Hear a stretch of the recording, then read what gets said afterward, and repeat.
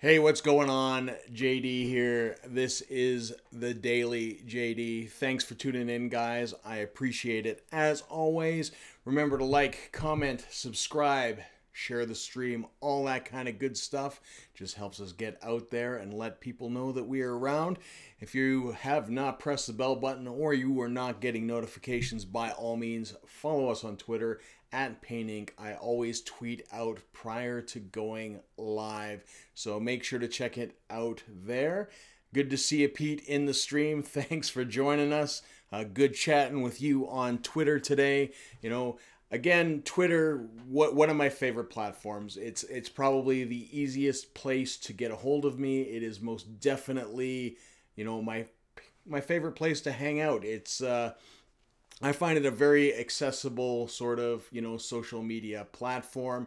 I know it took some getting used to for myself. That, when I first started using Twitter years and years and years ago, because, lots of people weren't necessarily using it. And I didn't have a great basis on it, that I found a little difficult. But, as it's sort of grown over the years, it has definitely taken a spot in my heart as sort of my number one go-to social media platform. And we'll talk a little bit about Twitter more in the stream today. So yeah, follow me on Paint Inc. That's where I post the vast majority of my stuff, so check that out. Peter says, hey, yeah, I have had great ideas and I'm trying to write them down. Well, that's fantastic. I know we talk a fair bit. I know you've got a lot of stuff going on. You send me DMs and all that kind of stuff. I still have to get to your thing. It's been a really hectic week for me this week. It's been really kind of up and down, in the sense that, with my work, I get a lot of last minute notifications. Again, today an example of that, but even today I was waiting for one email for today in particular, so I'm not working tonight. But I received another one for something that's well in advance, 100% confirming, which is good. Those are the kind of publicists I'm super stoked to work with, because they value your time, and they know that you have other things that you can potentially do and all that kind of stuff. So yeah, I got something coming up in the future. I'm super stoked about that. I can't talk about it, but other than I'm doing something in the future. And again, Twitter, a wonderful thing. Just remember that we are a demonetized stream, so please do check out our Patreon page. You can support us there. We have a whole bunch of different levels, everything from just like basically a fist bump to we'll send you stickers, to all sorts of weird and wonderful stuff.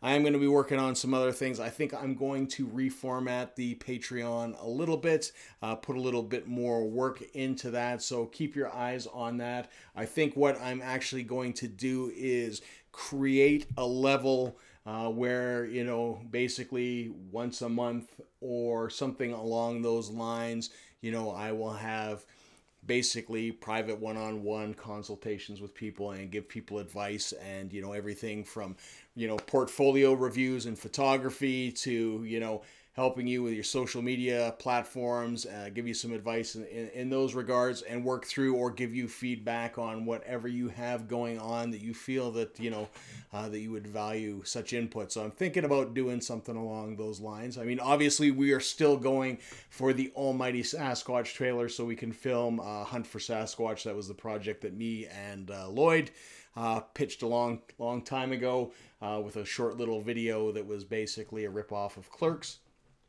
where Lloyd discusses being a park ranger. You should check that out. It's in the back catalog. Just Google Hunt for Sasquatch, Lloyd and JD, and it should come up. If it doesn't come up, number one, I've done something incredibly wrong. But if you haven't seen it before, by all means, check that out.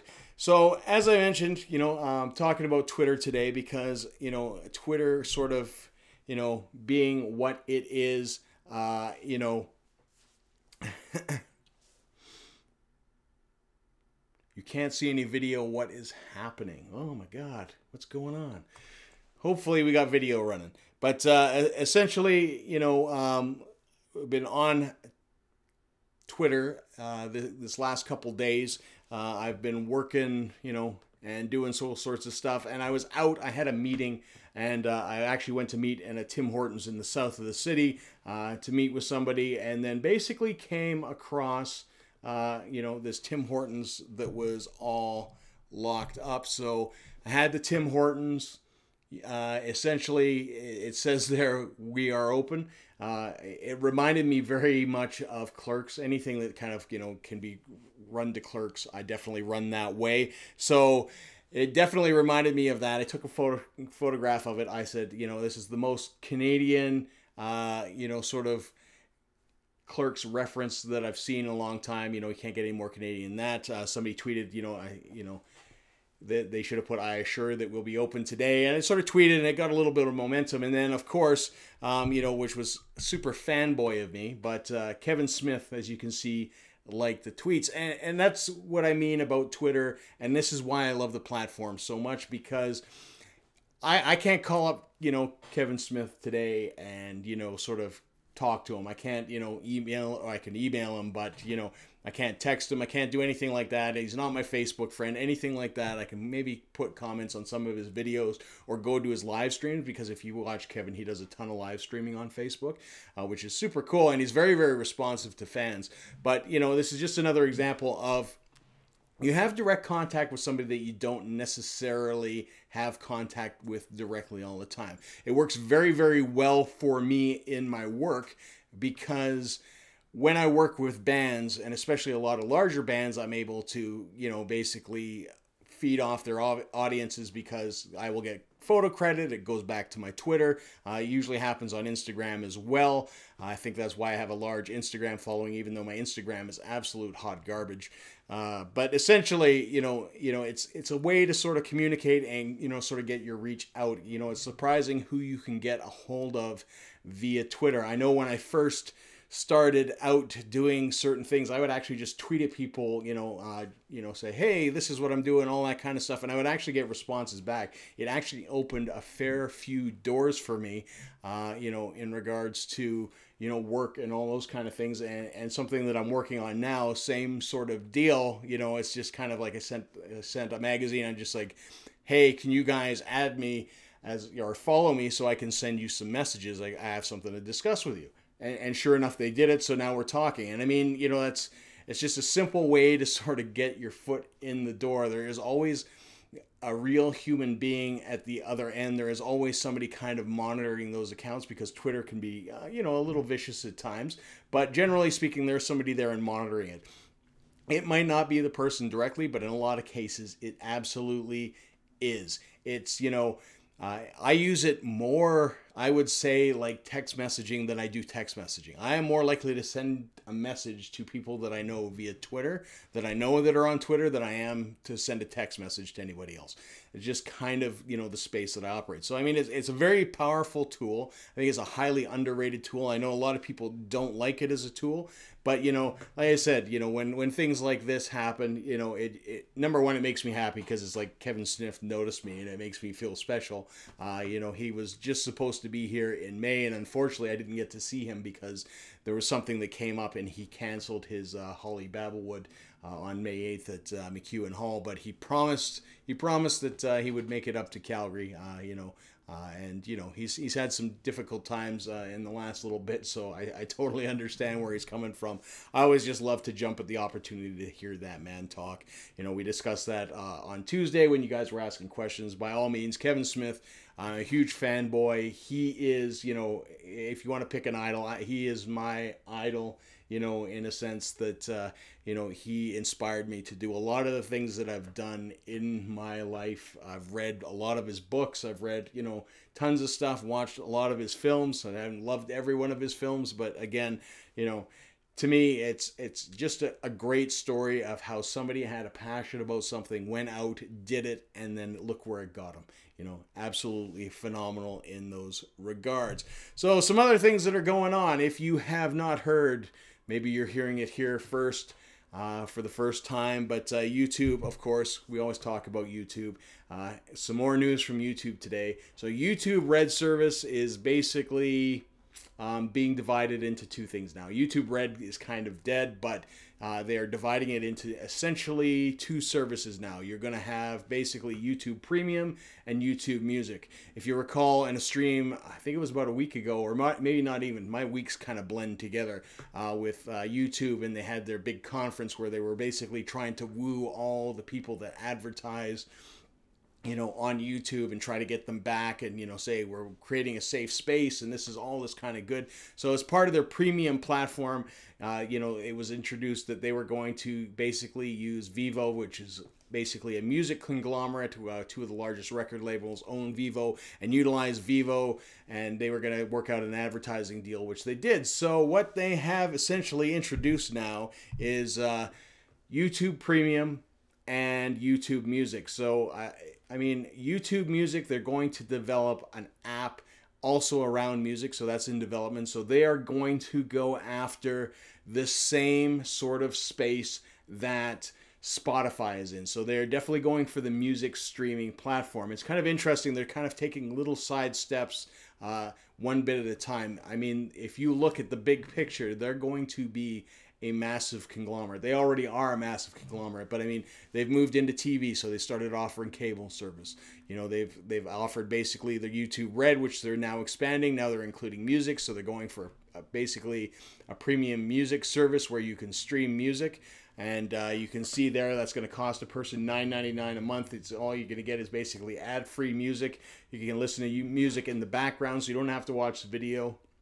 And you can download music, which is what a lot of these premium services with companies like Spotify do. You download the tracks that you want, so you're not utilizing your data all the time, and basically run it from there. And they're developing an app strictly around it. So good news for Canadians, YouTube Red, which has not been available to us, will become available as this rolls out. So they're going to offer this obviously to Canadians as well. YouTube Premium basically is the same thing. You will get the music service as well. You'll have access to the app. You can listen in the background. You can download the music, but they're also going to add ad-free videos, which you can play in the background. You can download and you can watch all the YouTube originals, and basically you're going to take out all the ads. So for $11.99, you're probably a little on the high side, but it's and exactly, Josh, $11.99 is steep. I don't think there's enough value.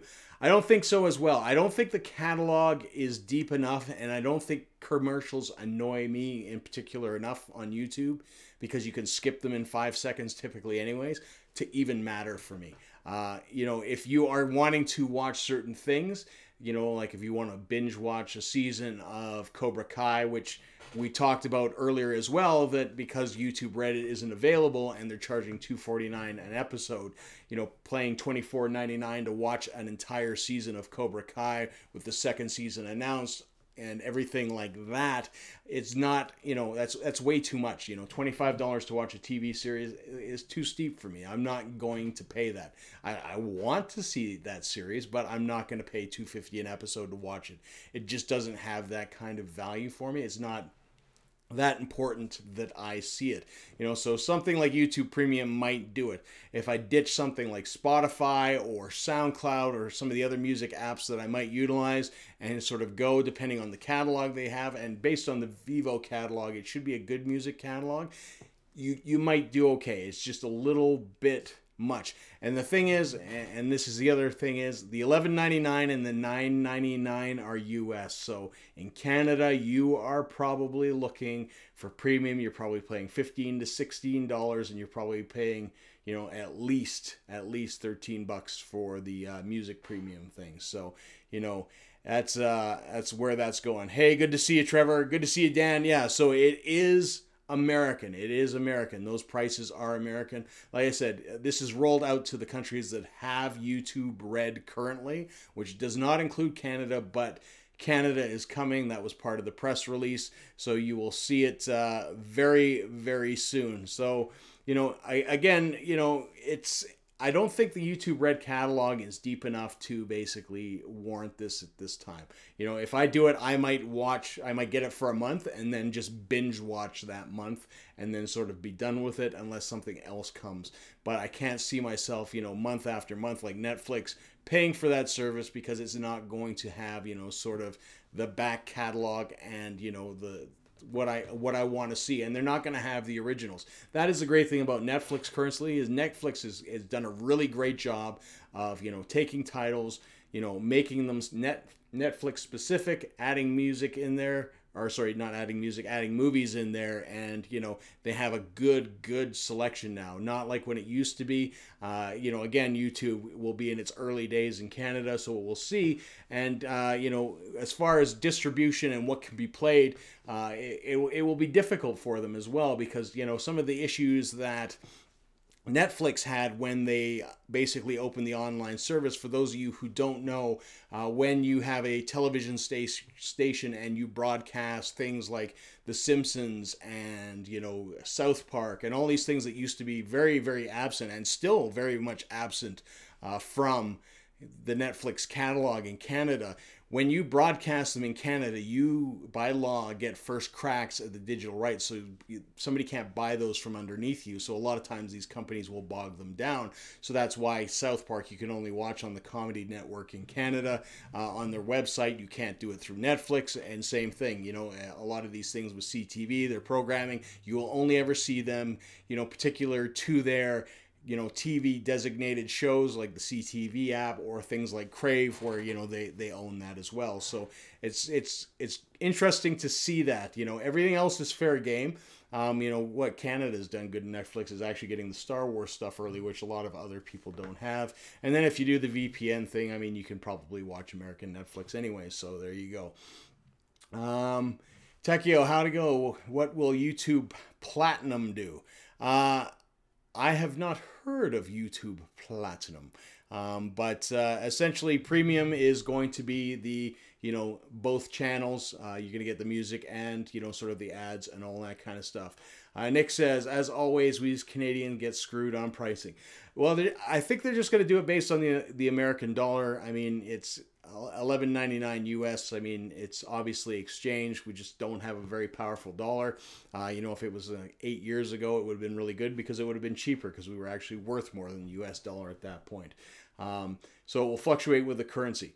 I don't know. That's a good question, Dan, and I really don't know if it'll fluctuate with the currency or not, because if you look at things like Xbox Live or PlayStation Network, a lot of times they will have game prices and they will have them fixed. Same with the Apple Store, all that kind of stuff. They'll have their fixed pricing, and it will, even though the dollar fluctuates, their price will not. And I suspect that will happen with YouTube as well. The only time that it becomes an issue is, like I said, when the Canadian dollar was about $1.05 US, and everything was still, you know, $70 for a Xbox game. They had to do something about it because, you know, people were getting upset because it wasn't on equal thing. I know the Xbox Store does fluctuate a bit, and sometimes they do actually drop stuff down if the dollar gets, you know, basically less powerful, or sorry, more powerful, and if it becomes less powerful, they actually do up the prices as well. I rather use a radio on Amazon Prime. Amazon Prime's a good thing too. I mean, Amazon Prime is a good, if you're looking at these sort of package deals. The nice thing about Prime is you do get, you know, some shows that you don't get elsewhere. I do watch it. That's where I watch Mr. Robot. I love that show as well. But again, there's some issues there because season 3 is inaccessible in this country because of what I had mentioned earlier. Amazon Prime as well, if you're like me and order a ton of stuff and are so lazy that you order toilet paper online, you know, it's well worth the money because, you know, I hate going to the grocery store and grabbing toilet paper, laundry detergent, so I just get like boxes shipped to my house for cheaper. So that's what I do. Amazon Prime, I think, is a good deal, although that is going up as well from what I understand. So, Tekio, I remember South Park was on Netflix. I used to be on the U.S. Netflix. Yeah, so U.S. and Canada have different sort of tiers. What's on U.S. is definitely not on in Canada, and you know, what's on in the U.S. is not necessarily, you know, and vice versa. So there you go. Aren't games in Canada like $20 more? They are. They absolutely are. They're about almost $80 now. In fact, if you watch the Lloyd and JD podcast, when they did the price increase, Lloyd and I talked at nauseum about how we weren't going to buy a lot of big title games anymore for that reason, and we were going to support smaller, you know, sort of game previews and development software, which we've done. That's why we're playing Conan. That's why we played Ark Survival for a long time. That's why we could play games like PUBG and Fortnite, and we have not really bought massive titles because $90 for a game, I think was the last one I bought, Monster Hunter, because I was super excited about that. And, you know, just it's too much money. And especially if you get a dud game. If you get a dud game, it's, you know, it's $90 down the tube. You know, you can get a couple preview games, and these people work and they take your feedback. So a better way to go. That's why I like Fortnite, free to play. Yeah, the Battle Royale, absolutely free to play, and that's really cool. They are making a ton of money because people are buying skins and characters and dances and all that kind of stuff. And I think that's really, really cool. It doesn't make you any better at the game. I play a lot of World of Tanks, you know, from time to time, and, you know, in that game, a lot of times you can buy premium tanks that are better than the tanks that are in the game, so it's kind of like pay to win. I'm not a big fan of that model in particular, but I get it as well. Again, you can play the game just like everybody else, and, you know, you just sort of go along. I mean, you don't have to spend a cent of your money, you know, and if you want to support the game, which I've done with World of Tanks from time to time, you do. And I'll probably do the same with things like Fortnite, and same things with some other games that basically they've given you the game for free. You don't have to pay. You know, Warframe's another one, you know, but, you know, there are some cool things, and from time to time you just want to support these people because they are obviously, you know, continually develop the game. And those kind of formats too, what I like about them as well is because they continue to sort of develop it and evolve the game, and there's always something new. I mean, they're already on season 4 of Fortnite. They always sort of introduce things, change the map up a bit, do something a little bit different, and that's really, really cool because it keeps the game fresh. It doesn't get stagnant. And, you know, some of the problems that other games have, that where you're paying for a full title, have doesn't happen in these games. So that's kind of cool. And since we're talking about gaming, for those of you who didn't see, the new Call of Duty basically trailer came out. So I don't know if that video is rolling or not, or if it is just stuck. It's probably just stuck. Anyways, Call of Duty 4 basically just came out, and they released a trailer today. They sort of released it. I watched the announcement live on Twitch. I wasn't terribly excited. I am a big Call of Duty fan. It's just frozen on a weird screen. But, you know, essentially, they are no story mode, so they're getting rid of the story mode. They are moving towards what everybody loves right now, which are these big games where you get dropped in, and it's, you know, survival of the fittest, Fortnite, you know, basically, and PUBG, that format where you start with 100 people and you whittle your way down. They're just doing it Call of Duty style. They claim they're going to have the biggest map that they've ever had. And, you know, of course, there will be regular base multiplayer, zombies. They'll have 3 different maps and, you know, kind of build on the franchise. It's kind of unfortunate you won't see it in there because that video is not rolling, but the number 4 is kind of not the number 4. It's like 4 slashes, which I think is kind of weird because I always think Roman numerals are a lot more adequate for that. But I think it's, you know, kind of interesting. I think Call of Duty, and don't get me wrong, I love the game. I used to play Black Ops, and I play Black Ops 3. I play all of them, you know, ad nauseum. I used to be very good at some of the earlier titles when I was younger, and my reflexes were still good. But the problem has become is that they are trying to copy a lot of times of what's going on. When they started releasing titles, you know, like Titanfall, where they had wall running and jumping, they started introducing that into their games, and, you know, they started following suit with just what's popular. And again, they're doing it again. They're releasing a battle royale mode called Blackout, and they're essentially copying PUBG and Fortnite. You know, will people buy it and play it and be excited about it? Absolutely. But again, you know, it's just like, I would rather see them, you know, do something, you know, unique and be a leader rather than a follower, because that's what they were best known for. They were kind of the leading edge of shooters. And then, you know, basically as they split off, did, you know, Treyarch did, you know, Call of Duty Black Ops, and then, you know, you had the other guys, Infinite, they were doing the World at War and all that kind of stuff. It just kind of, they kind of lost their stride. You know, will I get the game? Maybe. I don't know. You know, it's probably. I always end up getting shooters because I do love shooters. I find I get the most replay value out of them because I can sit down, play a couple games. It doesn't take the whole day. Sort of long exponential stories, you know, take me a long time to get through those games. Like Final Fantasy, I'm still playing just because I don't have the time to sit down and play for that many hours in a row. So, you know, very, very interesting. So I'll head back to the comments here. Takio says, I don't blame you. Samurai Fingers, God in Heaven. The theme for Monster Hunter is the greatest theme ever. Yeah, but the problem again, like I just said, is for me to sit down and play Monster Hunter, it takes a long, long time to get through that game. I mean, which is good. I'll play it for years. I mean, I'll have that title and I will get my money out of it. It's just, playing it and, sort of getting through that thing at one time, will be very, very interesting. Same thing with Conan, actually, but the nice thing about Conan is because you have a community, myself, Lloyd, Dr. Wick, if you've watched the stream where I stream of games, Dr. Wick, Crimson Ghost, guys that I play with on the regular basis that we've played together for years and years and years and years, they'll build stuff and I'll just kind of come back and then there'll be a whole city built, but, it's at least a friendly environment where I'm not going to get killed. Good to see you, Trev. Remember SOCOM. SOCOM was probably one of the best shooters starting out. I played that on PlayStation, the original PlayStation. I thought it was phenomenal. The fact that you bought it, you got a headset with the original SOCOM, and then you could communicate online. That was sort of, the start of things. Absolutely. And, showed what could be done online and played with shooters and sort of, squad tactics and all that kind of stuff. I used to play that game so much. I had the best camping spot in one of the maps. It was like a little bush in the water, and when you got to the right spot, nobody could see you, and you would shoot, and nobody could ever figure out where you were, so you get like a ton of kills and nobody would ever know unless they were experienced players, and then they all knew where that you hide in there and you just shoot the bush just to make sure that nobody was camping in there. So really, really good. Josh says Sledgehammer Games coming into the mix, making a 3-year turnaround for a good game again. Also killed COD for me.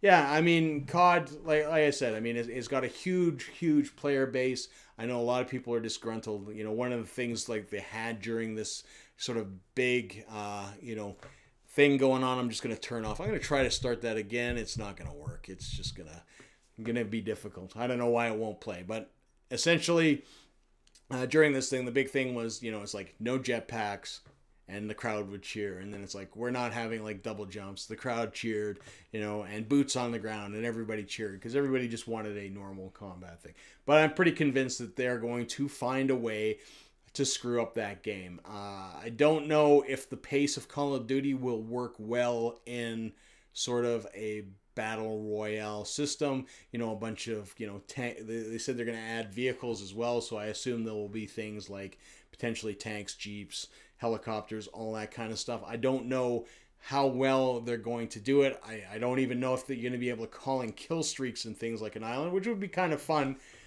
as long as you're not on the receiving end of it. So, calling in a chopper gunner or all those kind of things, Again, it will remain to be seen. I just didn't feel very optimistic afterwards, it just, the game has lost a lot. I mean, even when they went back to World War I, which they did with this latest Call of Duty that I've been playing, World at War, I just found things like the maps were too small. And I mean, I know that there are different companies making different things under the Call of Duty banner, but, it just feels like they really kind of got away from things like Modern Warfare, which I thought was a really good title, and some of the earlier ones as well. I would really love to see them kind of really get back to the grassroots of things. I would much rather play things like Battlefield, Star Wars Battlefront, PUBG, Fortnite, before I play Call of Duty. I find Call of Duty is the most frustrating game that I now play, and it's sad because it was a game that I once loved. So, see there's 7, we hit double digits again for a little bit, so thank you guys for that. I always get super excited when we hit those double digits. Makes me feel really, really good. Again, remember to like and share the stream. We do have the business of the wheel.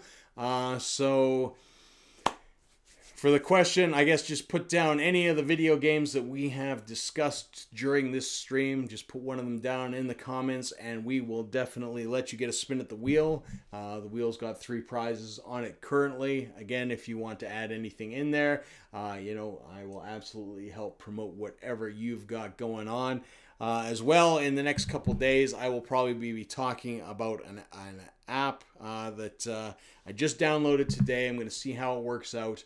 I'm going to use it probably in conjunction with the YouTube channel as well. It's kind of a little bit of a different thing. It will be good for anybody that has any kind of professional skill or they are an expert in something. So I will check that out and let you know, because I think it'll be a valuable tool for a lot of people and kind of a cool way when you communicate with your audience, or if you have a lot of people that email you and ask you questions all the time. This might be a very good application for that.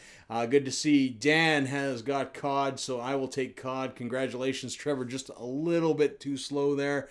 Better luck next time. So we'll bring up the wheel. The wheel is brought to us. And is the wheel not going to work now? The wheel is working. I don't know what's going on. There's a little thing. I found the Stream Deck a little bit glitchy today. I don't know why. Hopefully it's not going to die a premature death, but it's been funny. I don't know why the video wasn't running either, but I mean, that's Mac, that's software, that's OBS, I don't know. Who knows? But the wheel is brought to us by The Path Less Traveled. Their new album, Legacy, is in Spotify and iTunes. You can definitely download it there. As well, we have prizes from Nick, Samurai Fingers. He has 2 cover albums on there from Kiss and Iron Maiden from his band Hachiman.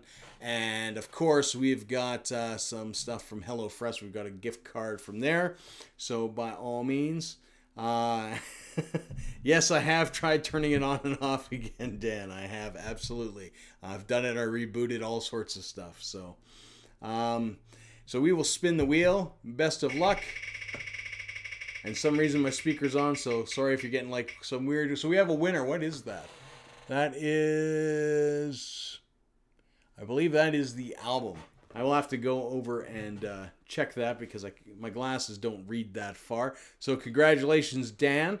We will get that out to you. I will get Scott to send you a code for the album, and you will have it downloaded. I'm pretty sure that is it. Because Fresh is yellow, and I think Samurai is purple, so red would be Scott and The Path Less Traveled. Again, I'll just check it out after the stream. So going back to the questions there, Josh says, do you like the Stream Deck? I love the Stream Deck. So what the Stream Deck does for me, and I will show you. If you've never seen a Stream Deck, I will show you right here. So if you can see, and it might not focus very well, but it has, and I don't make the graphics, but everything that I talk about on the show, so if I press that button, the wheel will disappear. That button will spin the wheel, bring up the YouTube logo. We can try to bring up the Call of Duty video that doesn't work. And then, all the things that I have talked about today. So these all buttons are assigned. So when I'm talking about it, it's just simply a press. The computer is way, way over there. So, I mean, it works out really, really well. If you have something like a game stream and you've got stuff that you do on an ongoing basis, if you can see a little bit better, you can even add your own photographs. So like that there is the main camera for me, and that's my ugly mug, everything to launch OBS. And then the beauty of it, and this is kind of, coming at a later date. You can see I have Lightroom and Photoshop. I also have Final Cut Pro, Audacity, a lot of programs that I work in. I set this up so it has macros that I do my work. So instead of, command clicks on the keyboard and all that kind of stuff, I just simply press a button, and it has sped up my work immensely. And when you do freelance stuff, when you do photo editing stuff, time is money. So you can basically work that much faster. That accompanied with, I have the weirdest kind of setup. I have a trackpad, basically a Cintiq as well, which I can draw on, as well as a mouse. So all 4 of those things combined essentially just makes for a super awesome, sort of thing. So super, super cool. So just for those of you guys who are here as well, anybody interested in doing a podcast, I know I'm doing one with Nick on Saturday. I appreciate that, Nick.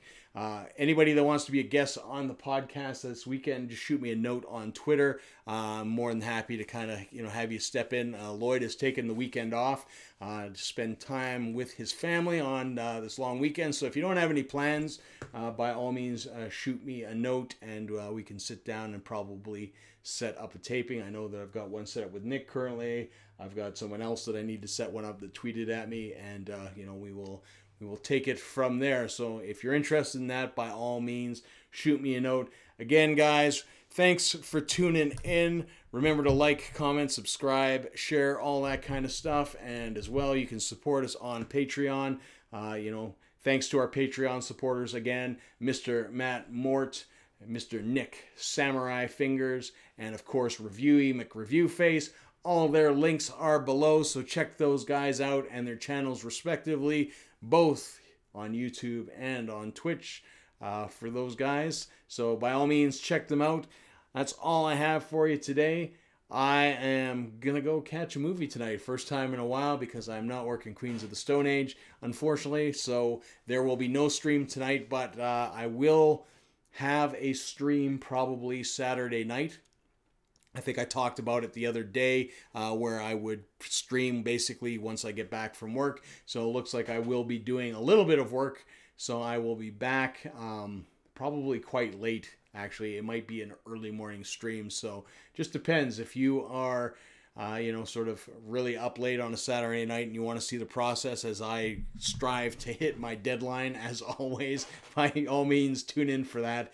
Very much an experiment. Dan says, someday I'd like to join you on a podcast. Absolutely. The offer has always been there. You're more than welcome. Just let me know. It's always a good time. It's one of my favorite things to do is do podcasts. If I could fill my day doing podcasts and somehow put food on the table, I would probably do that because I just enjoy sitting down talking about everything. So again, thanks for tuning in, guys. I appreciate it. Make sure like, comment, subscribe, hit that bell button, all that kind of good stuff. I will see you guys tomorrow for the Friday cast. If there's anything that you guys want to talk about, by all means, shoot me a tweet, send me an email, send me a message, all that kind of stuff. And until next time, see ya.